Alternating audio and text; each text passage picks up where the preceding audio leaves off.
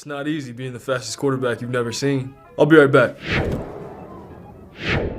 There's no quicker way to get into DFS.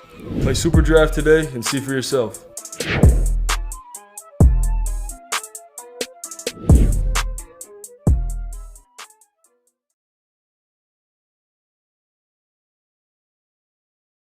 It's not easy being the fastest quarterback you've never seen. I'll be right back. There's no quicker way to get into DFS. Play Super Draft today and see for yourself.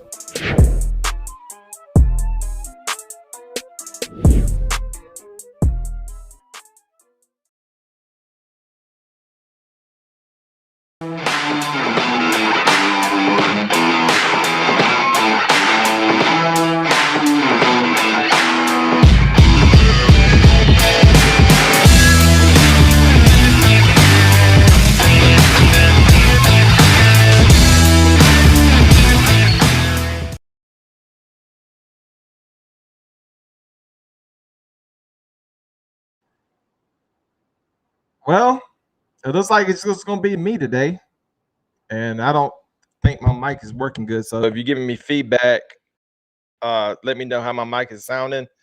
Stingray's working on Stingray, so I guess we're going to just go without him for a second. I think I may have seen Clemson Tom sneak in. I don't know. That's just Stingray's probably doing something. I don't know. But, hey, we're 3rd and 3 time. If you can hear me, please give me content about how my audio is sounding, because I think it's kind of rough today. But let's get to it. So let's talk about A-Day, shall we? Because I'm going to tell you right now, Rolling with the Tide this Thursday is going to get raw. We're even changing the name. That's how raw is getting, because Spencer and Waylon is upset. They are frustrated. They're pissed off. I tried to tell them, I was like, hey, man, look, let's see what we got here. Look, you need me to log in? Sounds good. Spencer, I got it. Sting's supposed to be here. I don't know what Sting's doing. Sting, no text, no call. He said he'll be here at 6:45 my time. 5:45 my time. But he's not here. So I think I can hang till he gets here. He's probably taking a nap. So what did we see at A-Day? Well, what I saw is what I've been predicting for so long. Gibbs is going to blow it up in the backfield. We're stacked at wide receivers. We're stacked at quarterbacks. Everything you saw Rolling with the Tide, you talking about where's Manning coming. I don't think we need Arch Manning.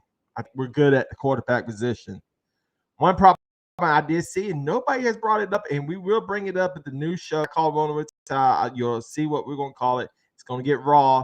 But a lot of people are upset. Spencer and Waylon particularly are upset with offensive line. Honestly, I'm not that upset about it.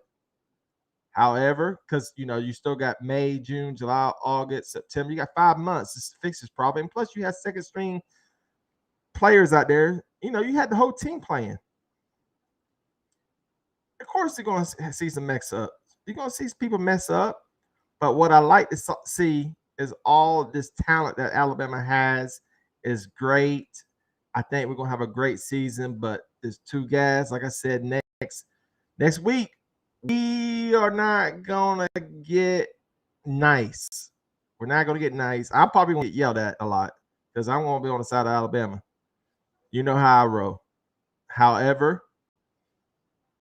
Spencer and Waylon got you. They changed the show. Spencer stood up all night, was making new logos and making new intros. Waylon is beating up every person he sees. He's so angry. So it's a lot of stuff coming on for Alabama news. And today, look, we got. It looks like Clemson Tom's coming in. Clemson Tom, is that you? No, it's Stingray. What's up, guys? Okay, so here's my issue. You got Clemson Tom right here. I know. I was I was messing with you, man. Look, I'm having internet issues, and so that's why I was a little bit late. I apologize. Hey, mom. Hey, baby. Don't let mama come in. Hey, mama. Stingray. Oh, I'm sorry. Stingray, bring mama back. Stingray, I can unmute you. You're good, man. How you don't let me talk to mama? Dude, because we're live. This is a professional show, bro. Mama's professional? Mama be looking good. I ain't gonna lie to you. Mama is like, even Spencer's like, hey mom, damn. I don't know how she, if I was just a couple years younger. Anyway, tell everybody who we're having on the show today. We are having John Bradshaw Layfield, courtesy of the Stingray Show. JBL, ladies and gentlemen, former undisputed heavyweight champion. Yep. And it's gonna be it's gonna be a good show. This interview, actually, we're gonna give you a little spoiler. This interview was actually 63 minutes long, and the Stingray Show from Tower 100.9 is gonna give us a little taste. It's gonna be 30. We got about 30 to 34 minutes of great content. But if you want to listen to the rest of the show, you want to listen to all 63 minutes of the JBL interview, you go right here to the Stingray Show Tab 100.9, the home of Alabama sports, Thursdays at 9 p.m., 10 p.m. Central. 9 p.m. Central, 10 p.m. Eastern. And I think I got that wrong. Oh, no, I did that wrong. 9 p.m., 10 p.m. Central. You got it right, bro. Did I? 9 p.m. Central, 10 Eastern. I put Central Town. See that? I think all this time I messed it up. All right. Fine. Anyway, 9 p.m. Central, 10 p.m. Eastern. And then Saturdays, 11 a.m. to 1 p.m. You got the replay and a new episode. And if you're saying, well, I don't get Tower 100.9 in my area, well, you download the app and you can download and you can go to the website. That's why I do. I go to the website and I download the app. I can do the app or the website. And I'm telling you, we're gonna tell you everything that you miss after we play the interview later today. But we got some news coming up. We need to get on top of it. We was talking about A-Day. Oh, yeah. And, I was telling, look, what we got, what I like about A, stacked at the quarterback position. Gibbs gives us a backfield that is going to look fantastic. The offensive line, everybody's praising this offensive line. I'm praising the offensive line, but like I told you we got a new show. It's not gonna call it Rolling with the Tide. Spencer and Wayne are so upset that they even changed the name to something else. We're not gonna tell you today. We're gonna tell you later on. They are so pissed off at the offensive line. They're pissed off at Nick Saban. But one thing I did see, I don't think we need Arch Manning. I think we're stacked at a quarterback position. Yes. I mean, wide receivers, Jesus loves me. Where do we get these wide receivers? Good Lord. I mean, what do you do? Let me put that picture down. What you do? This ain't Auburn. If we do pay for players, I'll tell you what, we pay for players. Well, you know what? It's not against the law to pay for players no more. So, NIL. Yeah. Never invest locally. That's perfect, man. That's we got some good kicking. I mean, I'm actually excited about this, but like I said, everybody, y'all need to check out Ty from Around the Table Sports is coming on. He's got a little bit of argument coming because he likes what he saw A-Day just like I did, but Spencer and Waylon, they're gonna get after it. It's gonna get raw, it's gonna get nasty, and it's gonna get hectic. I mean, it's not gonna be. If you got kids, do not bring them into the room while you're watching our show because it's gonna be. YouTube is gonna. Cowbells cost too much.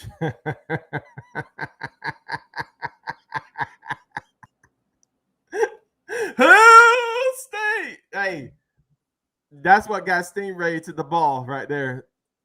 I was watching Stingray videos every week. This is your old good pal Stingray here.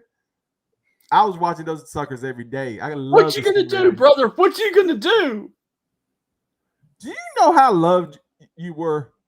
I do. And I say were, you still loved, but it's just like I wanted to hit Paul Feinberg in the face when he asked you. Now, if you go back and watch the interview, this is what me and Stingray gets mad at each other because I handle things a little differently than Stingray does. I guess it was nerves. I guess it was nerves. Paul Feinberg asked him a question. Now, do you think these people are laughing with you or laughing at you? And I was thinking to myself, he would have asked me that question on national TV. I would have said, "Would you think people are laughing with you when you come in here and look shaped like a number 2 pencil, or are they laughing at you?" Be respectful, and I'll be respectful. Yes, I would not let him get away with that question because that's just an insult. Nobody's sitting there watching those videos. It was like, man, this guy's a big Mississippi State fan. But that's just me. Hell with Paul Feinberg. He can eat Nick Saban's oatmeal cream pie when it comes out his butt. Anyway, you don't mess with buddy. Let's go. What's going on with this over here? Now, obviously, we had a little bit of an issue this past weekend up in Knoxville. Tony Vitello, the coach for the Tennessee baseball team, actually got into it with a official, and I've actually got a little clip here from Twitter that I'm going to play for you guys. And you will see exactly why he got tossed and then got suspended. And one of them was, and now they're both thrown out. And now Tony Vitello bumps the third base umpire. He took my lunch. Tennessee doesn't suck. And now they're both That's thrown the out. football team. That's the football team. Tony Vitello, the football team sucks. We don't suck. Base umpire. Damn it. We're baseball. You know better, Earl. And I will tell you, because of that, he was suspended 4 games. He will be back against the Florida series. But after that happened, they completely went on an absolute tear and completely ran Alabama out of Knoxville with the Saturday score and the Sunday score. It's a good thing people care about college baseball. There's a pretty good bit, man. You'd be surprised. About 10% of the country. Go to Starkville and ask that on a Saturday. Why would anybody go to Starkville? Because that's baseball country, man. I'd rather go to Alaska during winter. Man, you're not a true sports fan. You're just an Alabama fan. That's it. I'm an Alabama football fan. I don't like baseball. Case in point. I do like baseball history, though. See, that's the thing. I know more about baseball history than you do.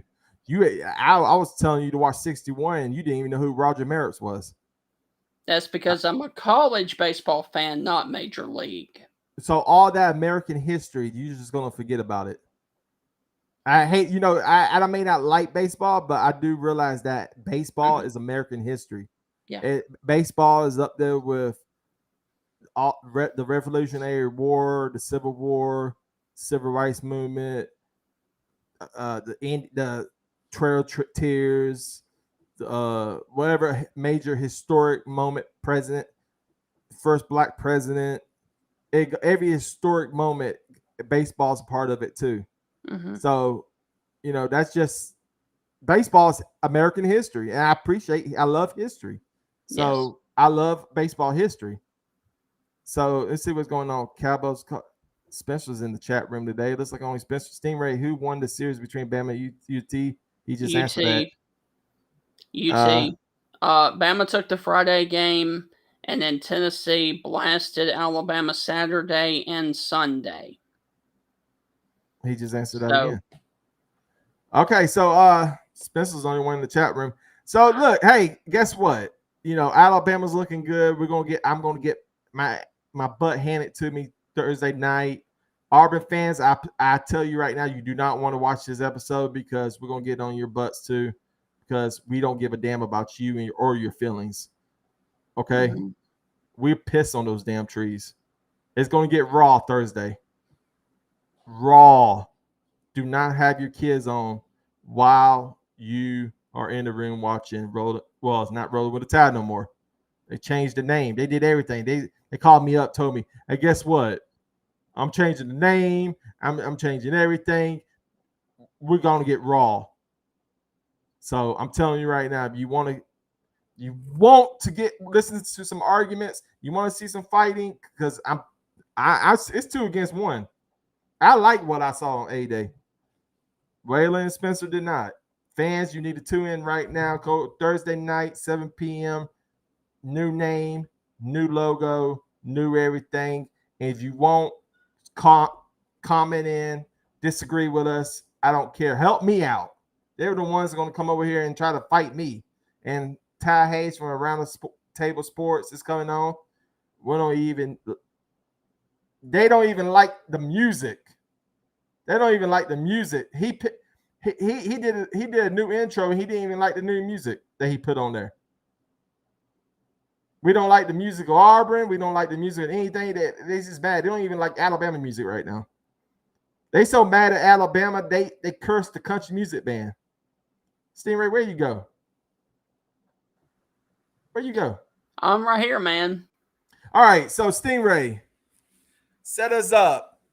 Tide 100.9. We got the legendary Heath Hawkins, the one and only, the American icon, the internet sensation Stingray. Tide 100.9, the #1 show on all Tide 100.9, and they're giving us a little taste of what you can expect on the show. It's so much more they're going to talk about on Tide 100.9. But here we go. Ladies and gentlemen, the one and only, the former undisputed WWE champion, John Bradshaw Layfield, a.k.a. JBL.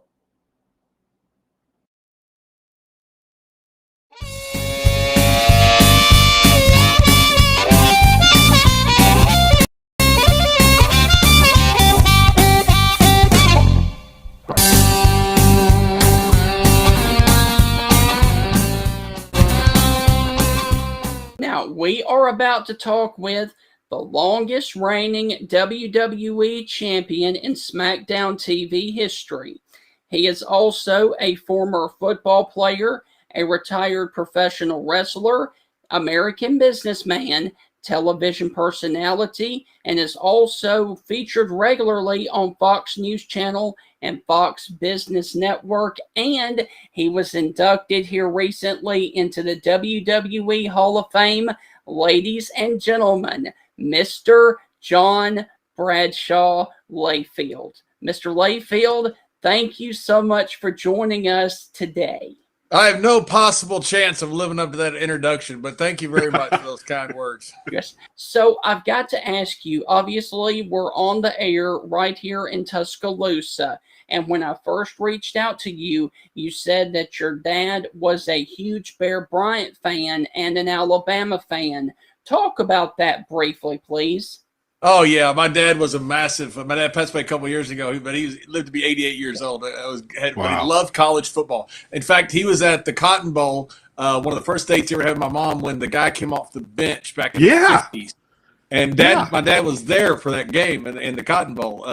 But he loved Paul Bear Bryant. I don't know what it was about Paul Bear Bryant. I don't know if because he started at Texas A&M or what it was, but he loved Bear Bryant. He just always talked about how that man did it right. That man was a college coach. He just revered Paul Bear Bryant. So I grew up being an Alabama fan as well. Now I loved my Texas Longhorns now. So loved Run and Earl Campbell, the Tyler Rose. I loved all those guys. But I'm a big Alabama fan.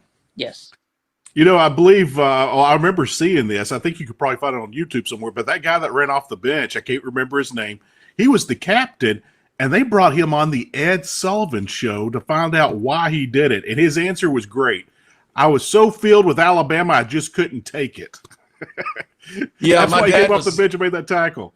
My dad was sitting on the other side of the field and said he had a perfect view of it. He said he could see the guy get off the bench and everything and come across and make the tackle. That's amazing. One of the craziest events ever. It was, it's one of those lures of college football. Well, let's go on and talk about your wrestling career. What ultimately made you decide to get into professional wrestling after your football career?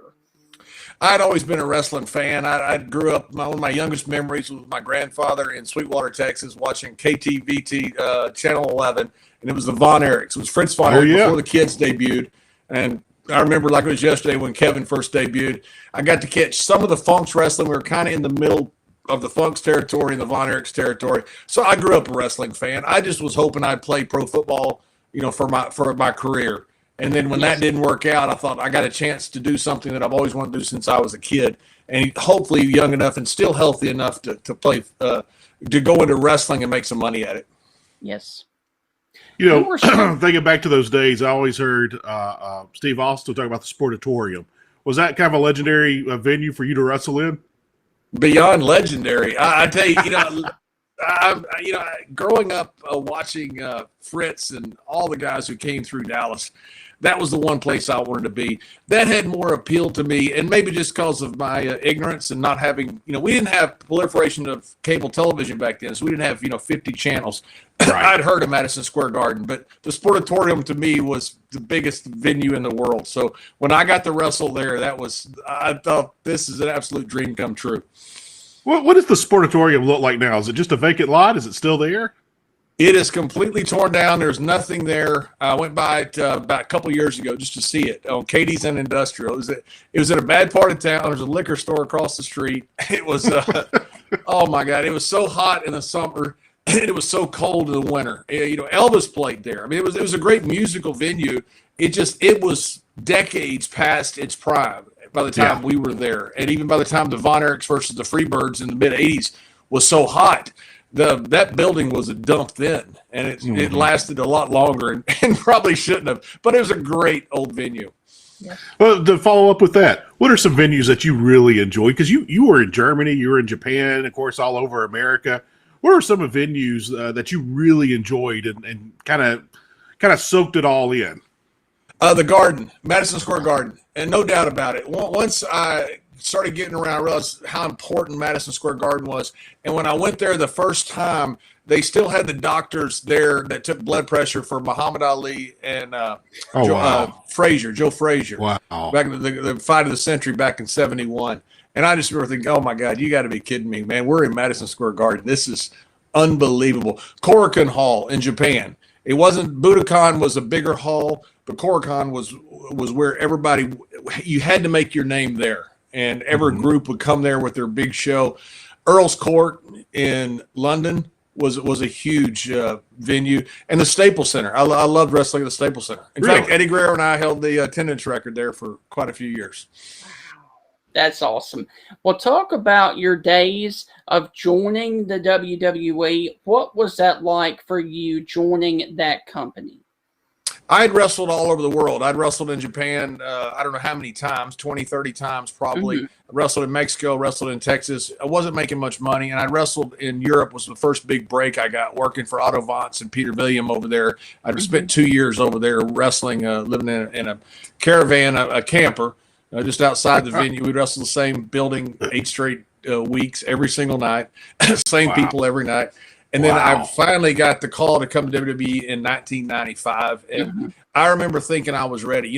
Back then, everybody who made it to WWE had been a champion somewhere. It's kind of like professional football. Everybody had been an All-American somewhere. Everybody had been the stud of their college or whatever it was.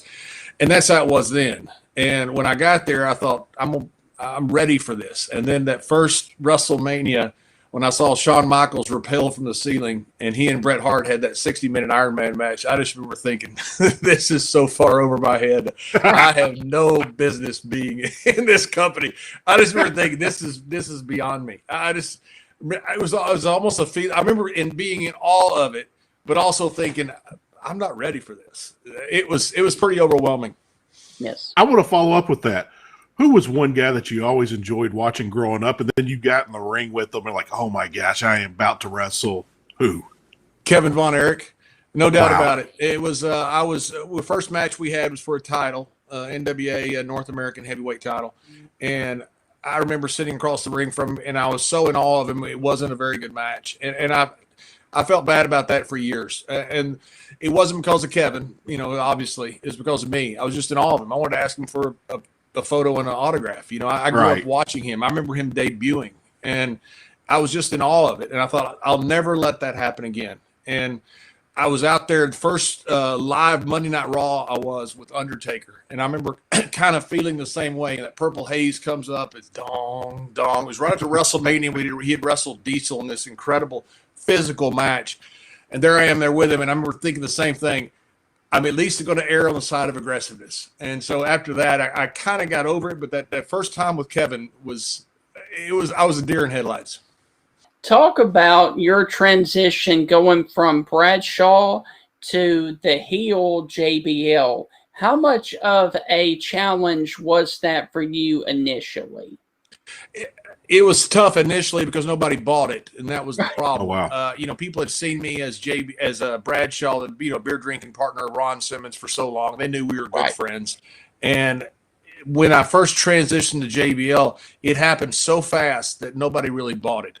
What happened was that you had, I think, Kurt Angle was hurt, Big Show was hurt, Brock had left the company, and they needed somebody to wrestle Eddie Guerrero at the Staples Center in about 6 weeks. And so Vince called me, and I really thought I was retired. I had torn a bicep. I had 2 hernia operations, and I thought I'm just, I've had a good run, but that was probably it.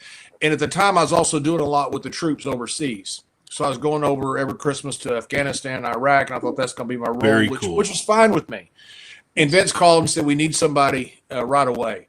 And I'd had this idea for a character. To me, it was a J.R. Ewing type character, a J.R. Ewing mixed with the $1 Million Man. Right. I'm not sure how Vince saw it, because people have asked Vince since, did you see it as a J.R. Ewing character? And he didn't. So I'm not sure what he saw it as, but I know how he described JBL. And so we brought the character out, nobody bought it. It wasn't working. And then Eddie and his brother Chavo came up with the idea to give his mother, who was married to the legend Gory Guerrero, who had passed away in El Paso, on Mother's Day weekend in El Paso. While they're honoring Gory Guerrero, I was going to come out and give his mother a heart attack. and after that, it was unbelievable. Business just went through the roof. I mean, we started selling out places. That's when the Staples Center had a record amount of ticket sales, set the attendance record. People started jumping in the ring. I had to have police protection. It was an incredible time. Tell us about that police protection, because my next question is this. Obviously, wrestling fans are very passionate. What is one of the wildest moments that you've ever had face-to-face with a fan? It wasn't face-to-face. I was in Vienna. I was wrestling Luke Poirier, who had the moniker Rambo. And he later was in the Truth Commission. A really talented guy, good-looking, big guy. And we were wrestling for a championship in Vienna. And I got in so much heat that night, there started to riot. And the local police wouldn't help me. And so Otto sent all of the boys out of the back to come save me, and literally save me. And somebody behind me had pulled a butterfly knife. I didn't see it, but they were going to stick me in the back with it. And Fit Finlay, the old tough North Irish wrestler, who's a dear friend of mine, I don't know if he saved my life, but he certainly saved me from getting stabbed in the back. Wow. Wow. I heard in El Paso that night, they literally took me to the city limit and they said, don't come back. We can't guarantee your safety. they made me drive all the way to Odessa to fly out. They wouldn't let me stay in the city limits. They said, we think something will happen to you. Wow. The late Bobby Heenan, when he was on Larry King, I thought this was the funniest quote. Larry King asked him what was the scariest thing about wrestling fans. And Bobby, being typical Bobby Heenan, he said, they can reproduce and they can vote. And I thought that was the greatest line. But he's the greatest. When they talk about who the greatest commentators are of all time, they mean absolutely. They mean who's second, because Bobby Heenan is so far ahead of everybody else.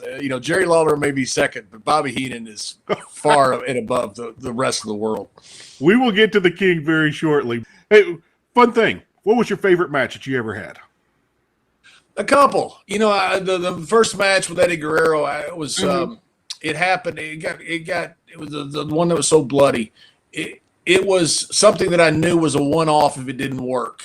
And so I was so proud because I knew about halfway through that it was going to work. I had a match with Undertaker in the Meadowlands. I think the pay-per-view was No Mercy, I think. And it just worked. It was just magical. I mean, everything worked right. I tell you, the best match I ever had, nobody saw. The live crowd saw it. I was in Mexico, and I'd wrestled Chris Benoit. And we wrestled a ton of times around the loop.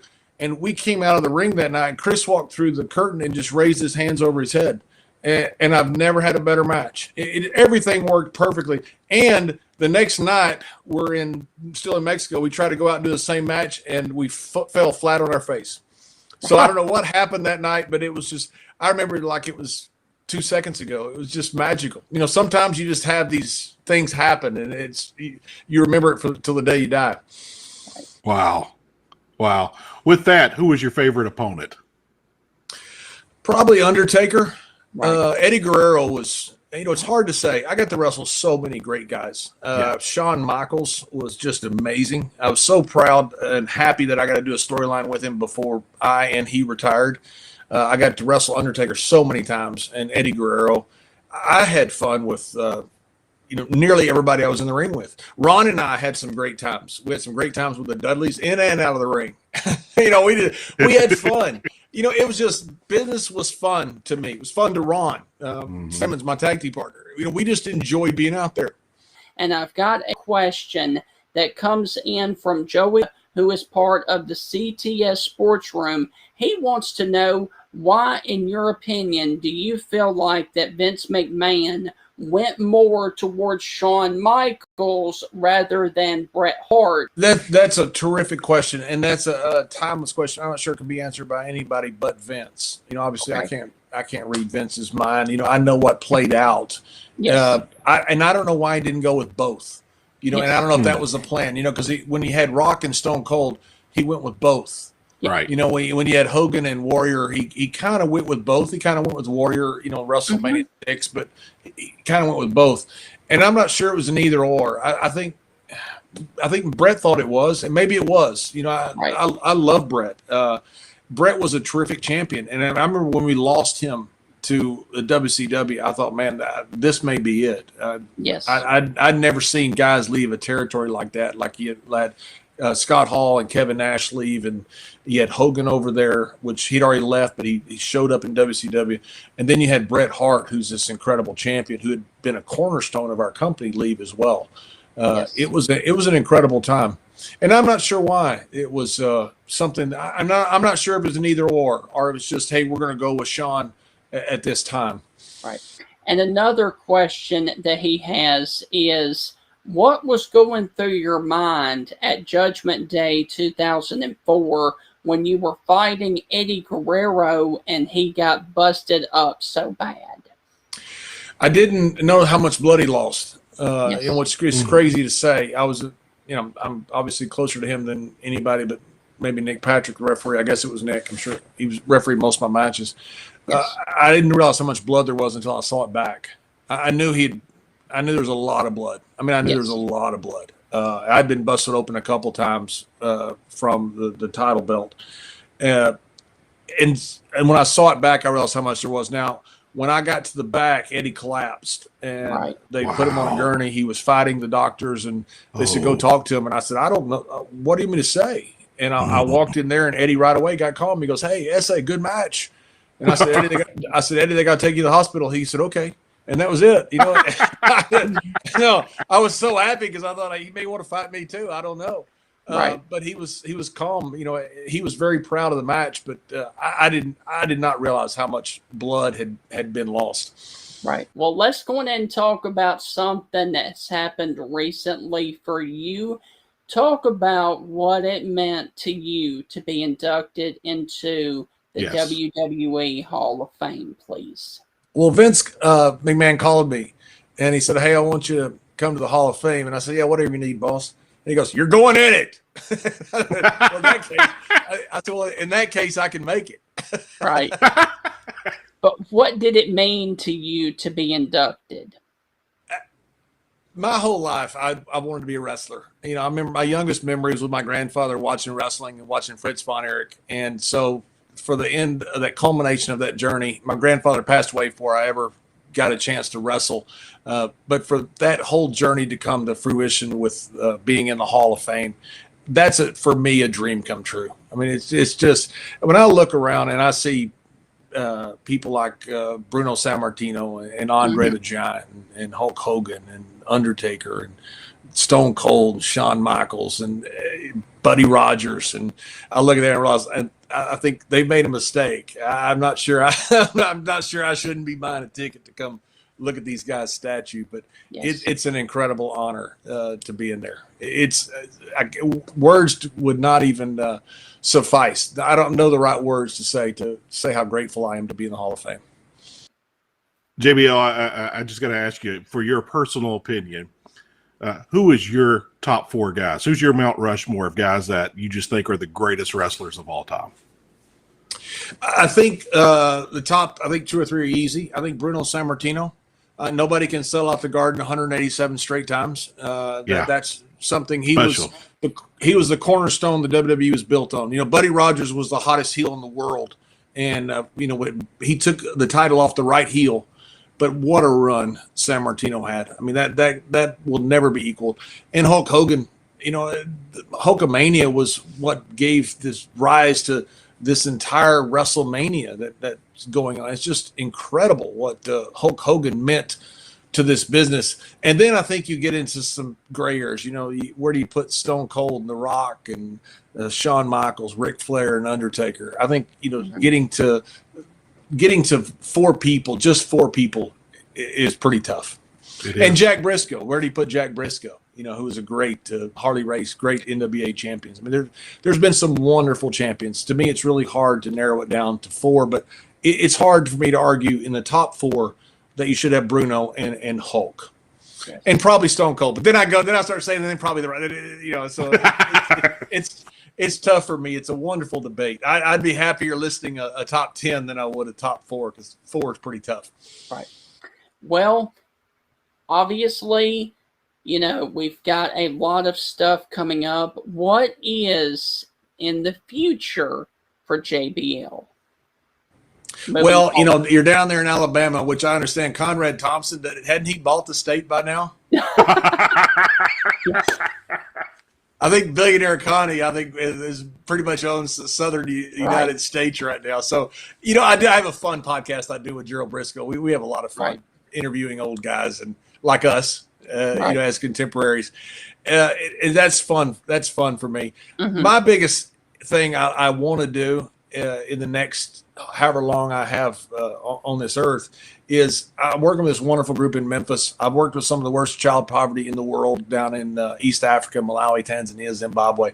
I've worked in the slums of Mumbai and Delhi, and there's a lot of inequities in the world that are brought about by low-income areas, and I want to find a remedy for that. Martin Luther King, the great Dr. King, that was his great passion as he got older, because he realized the same thing we talk about, say, immigration. You can fix certain things, but you got to break generational cycles. Right. And that's the hardest thing with low-income, at-risk areas, is breaking generational cycles to really make a difference in these kids' lives and eradicate poverty in certain areas. And I think it can be done. And I hope that the next 40 or 50 years, if I get that long, or 4 or 5, or however long it is, that's what work I get to do, and hopefully have some success with it. I'm working with some wonderful guys, by the way, in Memphis. Shane Young and Devin O'Brien. I think the world of those young men and that whole team down there at Memphis Inner City Rugby. Well, obviously, we are right here in the state of Alabama. Do you happen to have a favorite match that you had with anyone in the state of Alabama? No, but I'll tell you a story. Ron was sitting backstage, and I was JBL. And I was out there, and I was cutting a promo on the crowd, doing my heel stuff. And there were some police officers there, and they were kind of snickering, and they were telling guys that He's really good. He's good at what he does. And then I said something about Paul Bear Bryant, and literally the cop says, he needs to shut his damn mouth. That's great. Oh, that's great. Fantastic. I used to sing not the national anthem, "God Bless America," just as a joke. When I was overseas, because the Sheik used to do it. All this, Right. don't chant USA. And so I just did it one time as a joke, and the place almost rioted. It was unbelievable, and I was doing it as a joke, and I realized how much heat it got. So I would make Tony Chimmel the ring announcer carry the flag around, and he would wave it, and I would sing "God Bless America." Well, of course, they want to throw stuff at the flag, and Chimmel would have it. So he'd be wearing his nice suit. They just cover him in beer, Cokes, everything. That's great. Every single night. It was awesome. That is great. Northern Ireland one time, and some kid had a sign that says "JBL, you suck" or something like that. So I grabbed the sign from him, and I go to the ring, and here comes my tag team partner, who was Kurt Angle at the time. And so Kurt gets up there, and he goes, "What's that sign?" Well, I hadn't a chance to do anything with it because Kurt's music played. And I said, "Man, some guy wrote this sign about me. Can you believe this?" He goes, "You mean to tear it up?" I said, "Yes." So he tore the sign up. And when he did, this kid started crying on the front row. And I started laughing. And Kurt looked at me, and I thought he was going to punch me. He goes, "Did you get that from that kid?" I said, "Yeah, but you tore it up." He goes, "You're an asshole." He goes, "You're a bad guy." And so now I've got the whole crowd, and my tag team partner all booing me. Funny story that you always enjoy telling from your days in wrestling. Well, that's no pressure at all. Tell us a funny story. We had so much fun. We had so much fun with, and I've told this story a million times. It was again with Kurt Angle as my tag team partner. And Big Show I would always call Big Show Shrek. And I go, "Hey, Shrek." He goes, "Come along, donkey." He called me donkey. I love Show. Thank God he's a gentle giant. Yes. So we're in somewhere over in Europe, somewhere, and I'm in the ring with Kurt Angle. And again, with my pal Kurt Angle, who really is my pal. I love Kurt. And Big Show's coming to the ring. And all of a sudden, halfway up the aisle, it says, "Hey, now, you're a rock star." And Kurt Angle says to me, he goes, "What is that?" I said, "That's Shrek's theme music." And Kurt says, "He's going to kill us." And I said, "Don't worry. I did it. I'm going to take the blame for this, okay?" He goes, "Well, thank God." So Big Show he's running as we're speaking. He's running to the ring. He comes in the ring and he goes, "I swear to God, Kurt Angle did every bit of it. I had nothing to do with it." And I jumped out of the ring. Big Show beat me half to death. That's He got me in the corner, and I said, "All right, go ahead, you big ogre. Go ahead and hit me." And he hit me so hard with that I thought he broke my sternum and everything inside my body. And I said, Oh, "All right, okay. Are we over being mad?" Oh, that's great. He has got me back a few times. Yes. It is a love relationship. It's not a love-hate. I love Big Show. Well, one of my favorite moments of the JBL era was the drinking contest between you and Stone Cold. Please talk about that briefly. I'd love to. I was telling somebody about it today, and the contest, because Vince McMahon didn't want us to do anything physical because Steve was hurt with his neck. Yes. My back was bothering me. So Vince didn't want us to do anything. We're in Detroit. It was Saturday night main event, I believe is what it was. And I threw a glass in Steve's face. Yeah. And as a receipt, he threw a picture of my face. The baby face always gets, the bigger bang. Right. It slipped out of his hand, and it breaks my nose. And blood's everywhere. And I come back, and Vince meets me, goes, "What are you doing? I told you nothing physical. I was going to take the stunner, but nothing, nothing else." Right. And I just looked at Vince. I said, "Vince, I'm the dartboard. I didn't hit myself." You blame him. That's great. So, yeah, it was awesome. Steve was so good to work with, and Steve was so selfless. Steve would, Wow. Oh my God, man. Like that WrestleMania match he did with Kevin Owens. I mean, he made Kevin Owens. Not that Kevin Owens needed it, but man, he could have gone out there and done it a million different ways. But he was so giving to Kevin. And I told him afterwards, I said, man, that was a wonderful thing you did for Kevin. And he was really proud of it. You could tell he was excited that he had done such a great job. But that's how Steve is. Steve's a very giving guy. Yes. How tough and a bad dude was Farouk? I've always said if there's a dictionary and you have the word man in it and Ron's picture isn't beside it, you better take your dictionary back for refund. That dude was a man. I mean, just a man. 3-time All-American at Florida State, runner-up for the Heisman Trophy as a nose tackle. Bobby Bowden said he was the best football player he ever coached. That included Deion Sanders. I mean, yeah. Ron was once-in-a-lifetime athlete. He benched 225 48 times with the Cleveland Browns. Jeez. He broke Lyle Alzado's NFL rookie record. I mean, he was a world-class bencher, and he was legitimate, incredibly tough guy. Ron just had a presence. Nobody tried him. Ron was the nicest guy in the world. He worked stiff like I did, a bunch of guys did back in the day, but he took it the exact same way. He never complained, never. When Ron would walk into a room, I say this all the time. I was at an event the other day, and Mike Singletary walked into the room. And Mike's an older guy now, and not that big. But you knew when he walked in, somebody important had walked in. Whether you knew him or not, you knew that was somebody important. Ron's like that. When Ron walks in a room, you realize that's somebody important. Whether you know him or not, that's somebody important. Well, I would love to know, and I know a lot of people would too, back in your prime of being a wrestler, what was the day in the life of JBL, the wrestler, like? The statute of limitations is up, so I think I can say that now.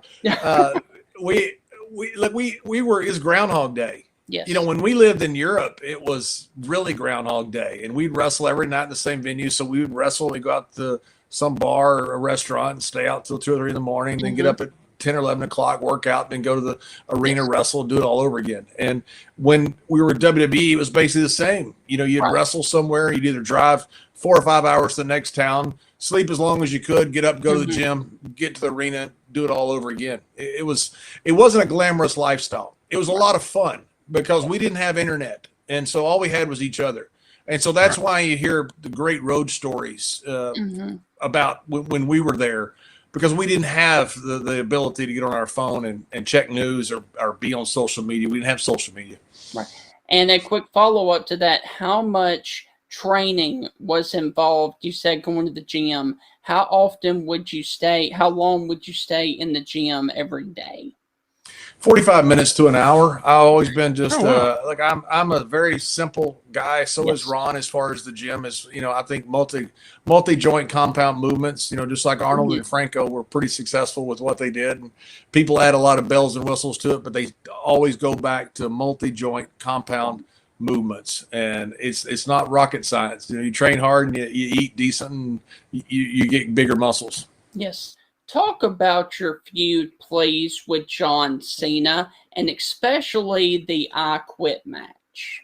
Yeah, the I Quit match was something I was very anxious to get done because I had wrestled John on the loop, and I knew how good he was. And I knew the world was going to see that, but they hadn't seen it yet. And I wanted to have that I Quit match with him because it was such a hardcore blood and guts style match to show that he could do it, because I knew he could do it. Right. And I was so proud when he was able to be on that stage and show that his ability. And, I was fortunate to be there.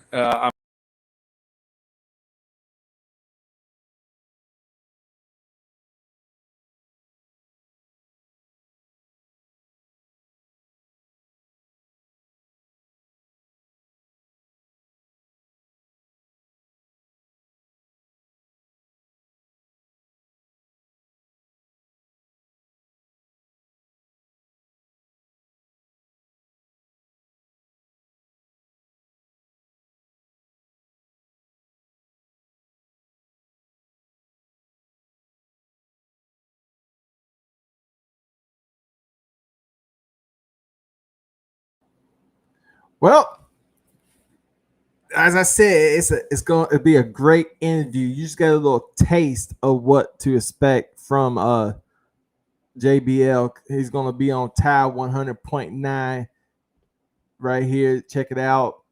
Now, listen, if you don't have Tile 100.9 FM in Tuscaloosa, it's okay. Check it out on the internet or check it out on the app. It's a very great show. Right now, it's already been determined that this is the #1 show of all Tile 100.9. And ladies and gentlemen, if you're not listening to Tile 100.9, the Stingray Show, they're having the best guests. They had Gee Whiz, JBL. They had Jeff Jarrett. They had let's see, damn, who? Yeah, they had a lot of people. I forgot. But no, seriously, y'all need to check out the Stingray Show. It's gonna be a great show. That was bad to the bone. You damn right, JBL. And and the bad thing about it is we only gave you a little taste. We gave you just a little taste of what to expect, and we're gonna put the interview back online with just interview on the YouTube channel, so you get to see it again, just in case you don't want to watch the whole show, the 3rd and 3 show again. You can just watch the interview, and then he talks a little bit more. We added a little bit more just for a special video on YouTube. We added just a little bit more, but what you're gonna catch on Tile 100.9 is you're gonna catch him talking about the Rock and Roll Express, his football days, everything that more about professional wrestling, some backstage stuff. It's gonna be 35 to 40 minutes more on the Tile 100.9 show. Y'all got to make sure y'all check it out. It's gonna be a great show. Stingray had to go take care of some Stingray business. So with that said, ladies and gentlemen, the new show, can't say rolling with the tide. We're gonna get after it. It's gonna get raw. It's gonna get crazy. I'm telling you right now, if you're an Alabama fan, you need to tune in because you may get a little angry. If you're an Auburn fan, tune in because I'm telling you right now, we're happy those trees died. That's how we feel right now. We don't care about you Auburn fans. We don't care about the Auburn football team. We are hardcore. We are the JBL of Alabama football fans. So you better check us out. Till next Tuesday. By the way, next Tuesday, James Knockout Tony, former IBF middleweight, former cruiserweight, former heavyweight champion of the world. It's going to be right here on 3rd and 3 with my man, One More Sanchez. He's coming back from one show. Check it out. Till next time, ladies and gentlemen, this is CTS. Please hit the subscribe button. Please like this content. It helps the channel out. We can't get JBL. We can't get people like James Toney. We can't get future Hall of Famers in the NFL if you don't subscribe to our channel. If you don't like our content, please go ahead and like our content. Please go ahead and subscribe. Ladies and gentlemen, this is it. We're going to... What's Stingray doing? Stingray, I'm closing up. Till next time, I'll catch you later. Have a good Tuesday.